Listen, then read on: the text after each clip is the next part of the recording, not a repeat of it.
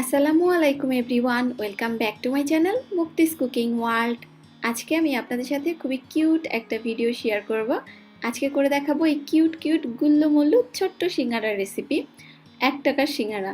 1 টাকায় আবার সিঙ্গারা পাওয়া যায়? অনেকে আবার প্রশ্ন করতে পারেন। আসলে একসময় তো পাওয়াই যেত, বাট এখন আর পাওয়া যায় না। তবে অনেক জায়গায় এরকম ছোট্ট ছোট্ট সিঙ্গারা 1 টাকায় এখনও বিক্রি করে, তবে সেটা সচরাচর অবশ্যই দেখতে পাবেন না। আজকে করে দেখাবো মিনি সিঙ্গারা। মাত্র 1 কাপ ময়দা দিয়ে এতগুলো সিঙ্গারা আজকে আমি তৈরি করেছি। তো চলুন দেখে নেওয়া যাক কিভাবে তৈরি করতে হয়। প্রথমেই আমি একটা ডো তৈরি করব। এর জন্য এখানে আমি মেজারমেন্ট কাপের 1 কাপ পরিমাণ ময়দা নিয়ে নিয়েছি। এখন এর মধ্যে আমি দিয়ে দিচ্ছি হাফ চা চামচ পরিমাণ কালো জিরা, দিয়ে দিচ্ছি স্বাদ মতো কিছুটা লবণ। এখন এর মধ্যে আমি দিয়ে দিচ্ছি 2 টেবিল চামচ পরিমাণ রান্নার রেগুলার সয়াবিন তেল। আর এই ডোটাতে কিন্তু তুলনামূলক একটু তেলের পরিমাণ বেশি লাগে। এখন হাত দিয়ে খুব ভালোভাবে সবকিছু একত্রে মিশিয়ে নিতে হবে। আর মেশাতে মেশাতে একটা পর্যায়ে দেখবেন যে সবগুলো সুন্দর একসঙ্গে দলা পাকিয়ে নেওয়া যাচ্ছে, যেমন এরকম একটা বলের মতো তৈরি করে নেওয়া যাচ্ছে। ওই পর্যায়ে বুঝতে হবে যে মেশানো হয়ে গিয়েছে। এখন এর মধ্যে আমি অল্প অল্প করে নর্মাল তাপমাত্রার কিছুটা পানি অ্যাড করব। এখানে একদম নর্মাল তাপমাত্রার পানিটাই ব্যবহার করতে হবে। আপনারা চাইলে ঠান্ডা পানি ব্যবহার করতে পারবেন ফ্রিজে, তবে গরম পানি ব্যবহার করা যাবে না। আর পানিটা অবশ্যই অল্প অল্প করে দিতে হবে এবং অল্প অল্প করে পানি দিয়ে একটা শক্ত খামির তৈরি করে নিতে হবে। মানে এই ডোটা যেন অনেক বেশি সফট না হয়, একটু তুলনামূলক শক্ত থাকবে। এই তো দেখতেই পাচ্ছেন একটা অমসৃণ শক্ত ডো তৈরি করে নিয়েছি। এবার এটাকে ভালোভাবে ঢেকে রেস্টে রাখতে হবে। এই ডোটাকে এখন আমি আধা ঘন্টার জন্য রেস্টে রেখে দিব। আপনার হাতে যদি সময় একেবারেই না থাকে সেক্ষেত্রে 15 মিনিট রেস্টে রাখলেও হবে। ডোটা সেট হতে থাক, এই ফাঁকে আমি ভিতরের পুরটা রান্না করে নিব। পুর তৈরি করার জন্য এখানে আমি মাঝারি সাইজে 3টা আলু নিয়ে নিয়েছি। এবার আলুর খোসাগুলো ছাড়িয়ে নিচ্ছি।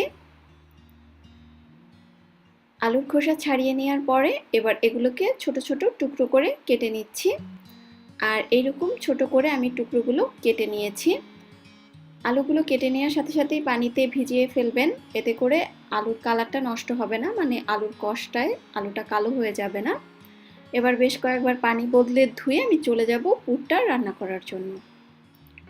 চুলায় আমি একটা ফ্রাই প্যান বসিয়ে এর মধ্যে 3 টেবিল চামচ পরিমাণ রান্নার রেগুলার তেল দিয়ে দিলাম।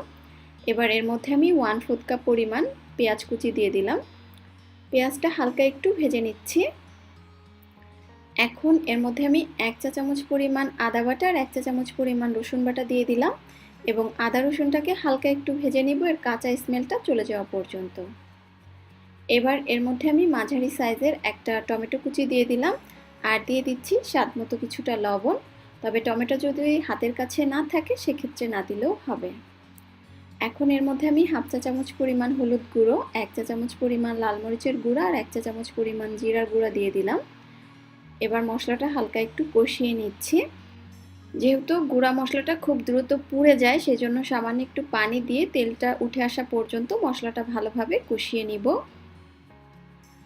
যখন এরকম তেলটা উপরে উঠে আসবে ওই পর্যায়ে সে আগে থেকে কেটে ধুয়ে রাখা আলুর টুকরোগুলো দিয়ে দিলাম এবং আলুর টুকরোগুলো দেওয়ার পরে মশলার সাথে ভালোভাবে মিনিট খানেক একটু কষিয়ে নিচ্ছি।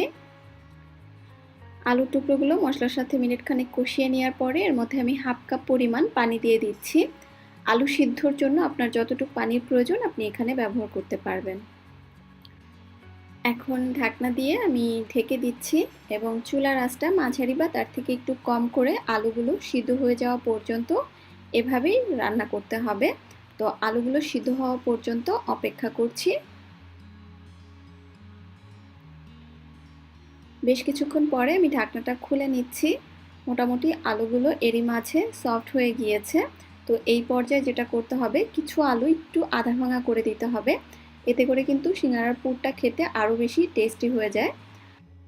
আমি কিছু কিছু আলু এরকম আধা ভাঙা করে নিয়েছি এবং দেখতেই পাচ্ছেন এটা একটুখানি মাখা মাখা হয়ে গিয়েছে। এখন এর মধ্যে আমি আরও 2 টেবিল চামচ পরিমাণ কাঁচা পেঁয়াজ দিয়ে দিচ্ছি আর দিয়ে দিচ্ছি 1 টেবিল চামচ পরিমাণ কাঁচা মরিচ। লাস্টের দিকে এভাবে যদি কাঁচা পেঁয়াজ আর কাঁচা মরিচটা ব্যবহার করেন তাহলে কিন্তু পুরটা খেতে আরও টেস্টি হয়ে যায়। আর হাফ চা চামচ পরিমাণ দিয়ে দিলাম গরম মশলার গুঁড়া। এতে করে এই পুরের মধ্যে খুব সুন্দর একটা ফ্লেভার আসে, চেষ্টা করবেন দেওয়ার জন্য। এক্সট্রা ময়েশ্চারটা টেনে যখন এটা মাখা মাখা হয়ে যাবে ওই পর্যায়ে চুলা থেকে নামিয়ে নিতে হবে। পুরটা তো রেডি হয়ে গেল, আর এই ফাঁকে কিন্তু আমার যে ডোটা আগে থেকে মেখে রেখেছিলাম সেটাও সেট হয়ে গিয়েছে। এবার আরও একটু হালকা মথে নিচ্ছি। ডোটা হালকা একটু মথে নেওয়ার পরে এবার সিঙ্গারা তৈরি করার জন্য ডোটাকে নিয়ে নিচ্ছি। এখন প্রথমেই আমি এই ডোটাকে একটুখানি লম্বা করে রোল করে নিচ্ছি। এবার ছোট ছোট টুকরো করে আমি কেটে নিচ্ছি সিঙ্গারা তৈরি করার জন্য। এখানে একটা অংশ রেখে বাকি অংশগুলো সরিয়ে নিচ্ছি এবং এই বাটির মধ্যে বাকি অংশগুলো রেখে আবারও কাপড় দিয়ে ঢেকে রাখতে হবে যাতে করে উপরটা ড্রাই আউট না হয়ে যায়। এখন আমি সিঙ্গারা তৈরি করে নিব। এর জন্য প্রথমেই একটা রুটি বেলে নিচ্ছি, আর সিঙ্গারার রুটিটা একটুখানি লম্বাটে করে বেলে নিতে হবে এবং একটু তুলনামূলক মোটা করে বেলে নিতে হবে, মানে একেবারে পাতলা করে বেলতে যাবেন না। এবার মাঝখান থেকে কেটে নিচ্ছি এবং একটা রুটি থেকে দুটো করে কিন্তু সিঙ্গারা হবে, এটা হয়তো আমরা কম বেশি সবাই জানি। এখন আমি সিঙ্গারার ভাঁজটা দিব, তো আমি আপনাদেরকে এখন দেখিয়ে দিচ্ছি যে কিভাবে আমি ভাঁজটা দিব। তো প্রথমেই আমি এরকম একটা শীট নিয়ে নিলাম এবং মুখের দিকটা হালকা একটু পানি মেখে দিচ্ছি। এবার একটা থেকে আরেকটা ফোল্ড করে এরকম একটা কোণের মতো তৈরি করে নিতে হবে, দেখতেই পাচ্ছেন। আর প্রথমেই যে পুরটা রান্না করে রেখেছিলাম সেখান থেকে কিছুটা পুর এখন আমি নিয়ে নিচ্ছি এবং এই পুরটা এইভাবে কোণের ভিতরে দিয়ে চেপে দিতে হবে। আমি আসলে কাজটা কিভাবে করছি আপনারা হয়তোবা দেখেই বুঝতে পারছেন বা বুঝতে পারবেন। এখন এই মুখের দিকটাও আঙুলের সাহায্যে হালকা একটু পানি মেখে নিচ্ছি। এখন আমি ভাঁজটা দিব, কিভাবে দিচ্ছি দেখেন। একটা সাইড টেনে এনে এভাবে একটা সাইডে লাগিয়ে দিতে হবে এবং মুখটা সিল করে দিতে হবে এবং অপোজিট সাইডটাকেও একইভাবে টেনে মুখটাকে ভালোভাবে সিল করে দিতে হবে। ব্যাস, এই তো হয়ে গেল একটা ছোট্ট কিউট সিঙ্গারা। আমি কিভাবে করেছি আশা করছি আপনারা দেখে বুঝতে পেরেছেন। আমি আপনাদেরকে আরও একটা করে দেখাচ্ছি। একইভাবে মুখের দিকটা হালকা একটু পানি লাগিয়ে এরকম কোণের মতো তৈরি করে নিতে হবে এবং ভিতরে পুরটা ভরে দিতে হবে। পুরটা ভরে নেওয়ার পরে সাইডের অংশগুলোতে হালকা একটু পানি মেখে নিতে হবে এবং একটা সাইড থেকে ধরে আরেকটা সাইডে চেপে লাগিয়ে দিতে হবে এবং বাকি সাইডটাও চেপে লাগিয়ে নিতে হবে। আর এভাবেই এখন আমি সবগুলো সিঙ্গারা তৈরি করে নিব। সিঙ্গারা তৈরি করার পরে এবার সিঙ্গারা ভাজার পালা। চুলায় আমি একটা হাঁড়ি বসিয়ে দিয়েছি। এবার এর মধ্যে আমি রান্নার বেশ কিছুটা সয়াবিন তেল দিয়ে দিচ্ছি।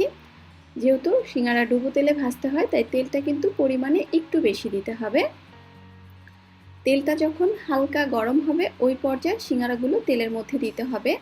অনেক বেশি গরম করে সিঙ্গারা কখনোই তেলে দিতে যাবেন না, তাহলে উপরটা খুব দ্রুত হয়ে যাবে কিন্তু সিঙ্গারাটা যে খাস্তা বা ক্রিস্পি সেই ভাবটা কখনোই আসবে না।